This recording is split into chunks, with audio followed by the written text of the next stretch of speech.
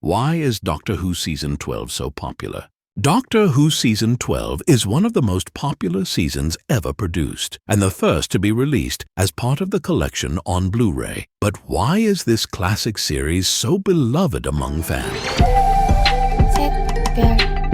Doctor Who Season 12 was the beginning of a whole new era. Jon Pertwee had left the year before and handed the TARDIS keys to his successor Tom Baker, an experienced actor who won the role whilst working on a building site. Changes were happening behind the scenes too. Producer Barry Letts was also moving on to other things, but stayed behind to oversee the production of Doctor Who Season 12 in order to ease the new showrunner Philip Hinchcliffe into the role. Therefore, as this was something of a transitional season, Hinchcliffe discovered that many of the creative decisions pertaining to Doctor Who Season 12 had already been made, such as which stories were going to be told and who was going to write them. The return of the Daleks and the Cybermen, for example, had been set in stone long before Hinchcliffe took his place in the producer's chair, and Tom Baker had been cast by Barry Letts. Moreover, the fact that Doctor Who Season 12 was going to have a new Doctor had affected the shape of the main cast. Initially, the producers were anticipating that a much older actor would be taking the role, and therefore installed Ian Marter as Harry Sullivan,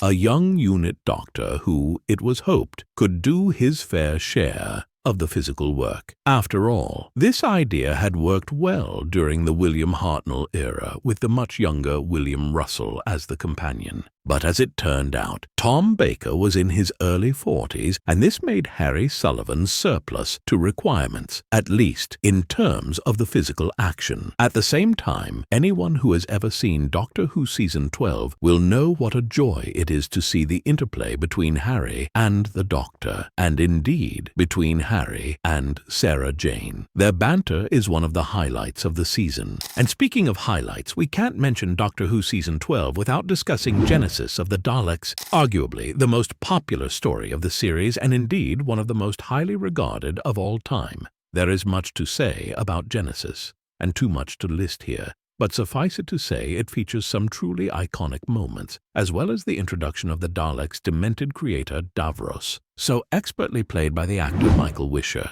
In Genesis of the Daleks, the Doctor is sent back in time to the planet Skaro on a secret mission from the Time Lords. His job is simple. He is to avert the creation of the metal mutants, or, at least, find a way to make them less evil. This task culminates in one of the most famous and dramatic scenes of Doctor Who Season 12, in which the Doctor, clutching two pieces of wire, questions whether he has the right to destroy the Daleks completely. All he has to do is touch the two ends together, and the Daleks will never have existed. It's a very atypical Doctor Who story, and certainly very gritty. Moreover, Genesis of the Daleks stands out for the fact that it doesn't even feature the TARDIS, a true rarity in the history of the show. That being said, Doctor Who Season 12 is quite atypical in itself. The majority of the season is basically one giant story arc, which begins with the second adventure, the arc in space, and ends with Revenge of the Cybermen.